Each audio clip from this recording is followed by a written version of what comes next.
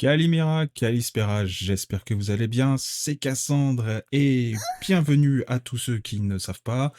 Vous êtes quand même abonnés à la chaîne malgré ma petite inactivité, j'ai essayé de faire quelques petits shorts, j'étais absent pour ceux qui ne le savent pas bien entendu. J'ai eu des problèmes avec ma carte mère, une carte mère très très chère mais très très puissante. Et oui, parce qu'en fait, encore une fois pour ceux qui ne le savent pas, je fais du développement de jeux vidéo et de la 3D en tant qu'artiste. Et du coup, il me faut du matos de ouf. Et en fait, cette fameuse carte mère, elle m'a planté plusieurs fois. Alors bon, on va faire une petite parenthèse avant de rentrer dans le sujet. J'ai envoyé la carte mère au revendeur. Le revendeur me dit, on peut pas la renvoyer parce que il y a un dommage causé par moi-même, etc., etc. Donc je l'ai envoyé chez Asus pour une garantie. Ils me l'ont réparé une fois. Ils ont dit qu'il y avait une surchauffe ou un truc comme ça ou un problème de trucs à l'intérieur d'utilisation, un défaut de fabrication. Et puis bon, bah, ils me l'ont renvoyé, et puis au final, le problème n'était pas réglé, donc j'ai dû la renvoyer encore une fois, après même pas une journée d'utilisation. Et une fois que ça a été envoyé, ils m'ont dit, ah, il y a un problème causé par machin truc, il va falloir payer presque 300 balles, etc., etc. Donc, bref. J'ai pas payé parce qu'en fait ils me l'ont renvoyé mais ils m'ont pas envoyé de dossier de paiement. Et du coup, ça fonctionnait pas. Et ouais, encore une fois. Donc du coup, je me suis plaint, j'ai envoyé un message en disant: «Eh, mon truc, ça fait plusieurs fois que je le renvoie. À un moment donné, ça commence à casser les pieds. Va falloir faire quelque chose». Et en fait, ce qui s'est passé, enfin, le PC fonctionnait, mais en fait, j'ai de la DDR5, j'ai 4 barrettes, donc ce qui fait 64 gigas de RAM. Et du coup, eh ben, ça prenait que 32 gigas de RAM. Alors j'ai essayé de quand même faire un peu de 3D avec. C'était très compliqué parce que, enfin, c'était pas très compliqué, mais on voyait quand même les performances étaient pas ouf. Donc, on était assez limité, on perdait beaucoup de temps à faire de l'optimisation pour des trucs qui nécessitaient pas vraiment de faire de l'optimisation. Et puis au final, j'ai fait un downgrade du BIOS et puis ça a fonctionné. Donc alors, est-ce que c'est normal ou pas? Je ne sais pas, j'ai pas encore remis le BIOS à jour actuel. Je pense le faire, mais pour la prochaine mise à jour de BIOS, et puis on verra ce que ça va donner. Mais en attendant, pour l'instant, ça fonctionne avec les 4 barrettes. Et pour l'instant, Asus, vous avez fait du bon boulot, parce qu'à la base, le problème, c'était des coupures non-stop. C'est-à-dire le PC, je fais de la 3D ou je joue, et paf, il se coupe. Et paf, t'es mute, comme dit Cassius. Enfin non, pas paf, t'es mute, mais plutôt paf, t'as plus de PC, tu vois. Et donc voilà, aujourd'hui je suis là, on est lundi, c'est le tout premier jour où on va reprendre les vidéos, le petit programme qui est prévu, je vais essayer de vous faire 2 vidéos par jour, avec les actus. On va essayer de faire aussi des lives le soir, on va essayer de faire des lives gaming aussi le soir sur Twitch, où je vais tester notamment les nouveaux jeux qui sont sortis. On n'a pas pu les tester, hein, j'ai pas pu en parler d'ailleurs, mais je ferai un test, un avis. D'autant plus que Stalker 2, qui est sorti sur le Game Pass, est aussi fait sur Unreal Engine. Et comme je travaille sur Unreal, bah, ce sera intéressant de donner mon avis là-dessus, hein, savoir comment c'est fait. Bon, petit spoiler, j'ai un petit peu tripoté dans le jeu, je suis sorti de la map, j'ai un petit peu observé tout ce qu'il y a autour, et ça s'annonce plusieurs gros DLC, parce que la map, à l'extérieur du jeu, est vraiment très grosse. Et ça, je le ferai avec vous, on fera ça ensemble avec vous, et puis je vous montrerai un petit peu tout ça et tout, mais ça, on trouvera un moment pour le faire, mais à mon avis, peut-être que je ferai ça demain soir. Et donc aujourd'hui, on va parler un petit peu d'actualité, pas forcément de jeux vidéo, mais je ferai une autre vidéo spécialement sur les actus du jeu vidéo. On a des jeux qui sont gratuits qui vont sortir. Mais pour l'instant, là, on va faire une petite actualité, un petit peu qui se passe sur les internets, parce qu'il y a quand même pas mal de choses très intéressantes. Et c'est parti, mon coco, générique. Et on se retrouve après ce formidable générique de dingue, de ouf que dingue. Moi, en attendant, je prends un petit café. Alors, on va commencer par cette petite révélation qui est sortie donc du 22 novembre, qui est passée smooth et vraiment inaperçue, mais pourtant on le sait. Ah, petite info. Non, pas petite info, laisse tomber.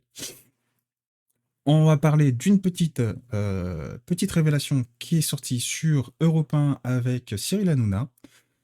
Et on va écouter ça tout de suite, vous allez voir, c'est vraiment, vraiment, vraiment très intéressant. On se retrouve avec cette petite vidéo tout de suite qu'on va écouter maintenant. Écoutez bien, Écoutez bien, vraiment écoutez bien. Quelque part, on le sait, en tout cas pour les gens qui sont nés à l'étranger, notamment dans les pays africains, même parfois aussi dans les pays de l'Est, on le sait, mais on ne fait rien. Parce que vous êtes bien en deçà de la réalité. Je vais faire juste un petit quiz. La réalité, c'est un peu plus de 6%. La fraude sociale, c'est un petit peu plus de 6% des prestations sociales. Alors, elle est dure Donc, à évaluer parce que 6%, c'est de la fraude, donc par définition, on ne sait pas exactement ce que ça Oui, représente. oui, hein. non mais Charles, il le sait. Ah oui, Charles, il le sait Oui, parce mais qu'à même Bercy... si, même Eh oui, oui, le chiffre de Charles est non, mais oui, mais il a quand même des laissez-moi chiffres qui se finir. rapprochent. Charles, Il a il le raison, sait. Dominique. Oui. Il a plus Oui. que les chiffres qui se rapprochent, il a les chiffres de Bercy, Voilà. qui sont les chiffres officiels. Les chiffres officiels sont tous à Bercy, c'est 6% de la fraude sociale. 6 x 8, 48, on est à 50 milliards depuis pratiquement 20 ans. Donc, faites le calcul de ce que ça représente sur 20 ans. Vous appelez Charles Pratt, vous lui demandez qu'il corrobore ou qu'il infirme ce que je viens de dire, mais on a travaillé ensemble, je crois savoir de quoi je parle. Ensuite, il faut savoir que la carte vitale, c'est juste le point d'entrée de la fraude sociale. Ça permet d'ouvrir des droits, ça permet de créer des fausses fiches de paye aussi, ça permet d'avoir des adresses de partout, ça permet de se faire opérer des gens en France qui ne vivent pas en France. Ça permet aussi, par exemple, de créer des retraités furtifs. Vous savez que vous avez des milliers, des dizaines de milliers de centenaires, mais largement dépassés en Algérie, qui sont là-bas et qui vivent très bien. Mais en fait, on continue de leur verser leur retraite, ce qui est tout à fait normal parce qu'ils ont travaillé sur le territoire français, puis ensuite ils sont retournés dans leur famille, sauf qu'ils sont morts depuis des années et des années, mais que personne n'a déclaré le décès. Eh oui, ça, on la connaît, cette fraude. On la connaît. On connaît les gens qui sont en Thaïlande, qui ont déjà usé. Bon, c'est plus principalement les pays africains qui font ça. Alors, on le sait. On le sait qu'il y a ce genre de fraude, mais il faut rien dire. Continue de verser. On a des centenaires qui ont 110 ans, 112 ans, 115 ans, mais par dizaines de milliers. C'est ça. Et quand Charles fait une commission, se rend en Algérie, étudie le sujet et demande à rencontrer ces centenaires, eh ben, immédiatement, on leur dit « Ah, il est mort la semaine dernière, c'est pas de chance. » Comme par hasard. Mais d'ailleurs, tenez, on a le dossier de pension de reversion et sa dernière femme en date, elle a 22 ans. Donc on va devoir verser des pensions de reversion à des gens. Tout est organisé. C'est un système mafieux. C'est un système absolument mafieux. Alors maintenant, il faut se pencher sur les vrais chiffres. Mais maintenant, voilà, on connaît le comment. Charles sait comment résoudre ce problème très rapidement. Oui. Charles Pratt, il a évoqué le couplage de la carte d'identité avec la carte vitale. Ça coûte 50 millions d'euros. Gauthier a posé la question tout à l'heure. Ça coûte 50 millions d'euros. Bien sûr, c'est rien. 50 millions d'euros, c'est que dalle. Il faut le faire. C'est peanuts. Mais maintenant, posons-nous la question du pourquoi est-ce que ça ne sort pas. Mais oui, ça. Pourquoi est-ce que ça ne sort pas? Est-ce que vous savez pourquoi est-ce que ça ne sort pas? Parce que si ça sort, c'est la merde. Eh oui. Pourquoi moi, je vais vous donner la question. C'est un scoop. Écoutez bien, chers amis d'Europe 1. Je vais vous poser la question et je vais vous donner la réponse à la vraie question du pourquoi. Parce que, en fait, ce qui se passe, c'est que si c'est dénoncé, si les vrais chiffres sont annoncés, je dis bien les vrais chiffres, pas ceux qu'on entend de ci, de là, de journalistes qui n'ont pas vraiment cherché à corroborer les vrais chiffres. Si ça sort, c'est un scandale, mais de fou, parce que demain, les retraités vont plus jamais vouloir qu'on touche à leur retraite, les salariés vont plus jamais vouloir qu'on prenne de leurs cotisations, tellement... Moi, je vous dis, je veux plus. Hein. Vraiment, je veux plus. Hein. Pour engraisser des gens qui vont aller profiter de la meilleure vie avec la décote monétaire interpays, non, j'ai pas envie. J'ai plus envie. C'est un scandale monstrueux. Et ça ne sort pas parce que c'est du détournement de fonds publics par négligence. Et là, j'appelle Olivier d'Artigol pour qu'il tape sur son Minitel et qu'il regarde un petit peu ce que ça coûte à un fonctionnaire d'État de faire du détournement de fonds publics par négligence. C'est très cher. Et qui seraient les responsables de ce détournement de fonds publics par négligence? Olivier Véran, Agnès Buzyn, Roselyne Bachelot, Marisol Touraine, l'excellent... Roselyne Bachelot, Olivier Tourelle. Qu'est-ce que vous branlez? En tout cas, pas nous, puisque vous ne foutez rien face à ce genre de scandale. Parce que c'est quand même un puits, une perte financière colossale pour la nation. Et ça mériterait que vous soyez inéligible à votre poste et que vous soyez immédiatement remplacé par des gens compétents. Parce que là, pour le coup, ça servait un peu à rien, quoi. Lentissime à l'assureur Xavier Bertrand et tant d'autres. Parce qu'on pourrait même dire qu'on a jeté un pavé dans le maire, parce que Bruno Le Maire pourrait être devant les tribunaux pour détournement de fonds publics par négligence. Bruno Le Maire! Vous faites rien. Bon, ça déjà on le savait, ils font pas grand-chose. Hein. À part de la figuration politique, voilà. Parce qu'ils le savent tous, mais ils s'achètent une forme de paix sociale ici, ils achètent une repentance là-bas, et du coup on ne dit rien. Mais en off, ils sont capables de vous le dire. Ouais, mais tu comprends. Oui, parce que si vous ne dites rien, s'ils ne disent rien, c'est parce que ça a un accord.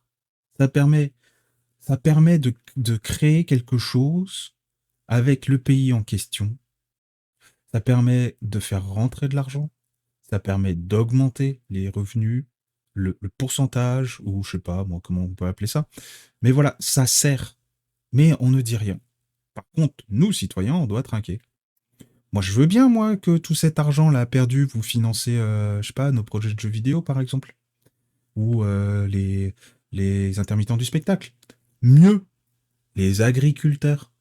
Hein, parce que c'est bien beau de donner je sais pas combien de milliards à tout le monde, notamment 2 milliards à l'Afrique pour leur apprendre à cuisiner de la viande. Alors que bon, les agriculteurs, on leur donne quelques millions, quoi. Hein, et puis c'est bon, on leur donne les restes, et puis voilà. N'importe quoi. Si jamais on fait quelque chose, on sait, ça nous coûte 50 milliards par an, mais ça permet de faire oublier une certaine guerre, ça permet de mettre de l'huile dans les rouages avec certains accords internationaux qu'on peut avoir avec ces pays. Voilà la réalité. Mais c'est incroyable. Parce que vous êtes... Mais oui, c'est incroyable, c'est complètement fou. Alors voilà, à un moment donné, il va falloir agir. Donc, la question est la suivante. Qu'est-ce qu'on fait? Pourquoi ça ne sort pas? Pourquoi on n'en parle pas? Pourquoi personne ne dit quelque chose? Pourquoi personne bouge son cul? Pourquoi les médias ne le relaient pas? Est-ce qu'il y a une omerta dessus? Est-ce qu'on ne doit pas en parler? Parce que ça, si ça s'ébruite et que le monde, enfin en tout cas le monde, la France le sait, ça va faire de gros problèmes. Il va y avoir des enquêtes. Et s'il y a des enquêtes et que ça s'avère être corroboré avec des faits, avec des preuves, il va y avoir un gros problème. Parce que là, on est vraiment face à une négligence de la part des élus, parce que moi je les appelle pas des élus, mais je les appelle des pouilleux, enfin pas les pouilleux, mais bon, je sais pas, je vais trouver un nom.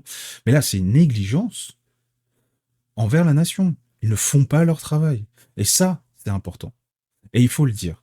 Alors, pour me soutenir le retenant en force, n'hésitez pas à partager, liker, commenter, partager en masse, parlez-en.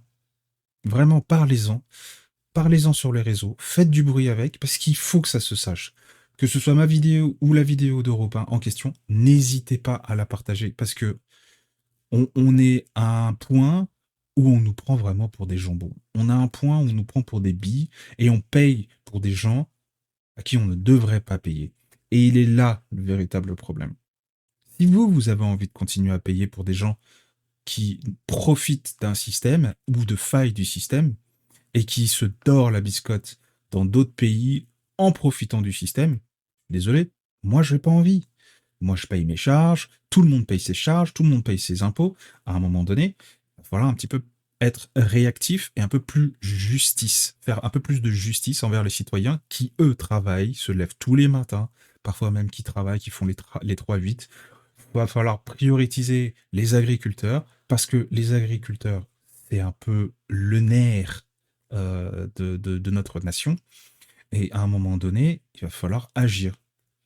Alors, faites un effort, je vous le demande, n'hésitez pas à partager, pas forcément ma vidéo, partagez la vidéo d'Europe 1, je vous la mettrai en description, n'hésitez pas à la partager, parce que moi ma vidéo est un petit peu longue, mais voilà, c'est important, partagez-la pour que ça se sache. Cette vidéo dure 3 minutes, pas la mienne dure un peu plus longtemps, mais cette vidéo dure 3 minutes, et c'est important que ça se sache.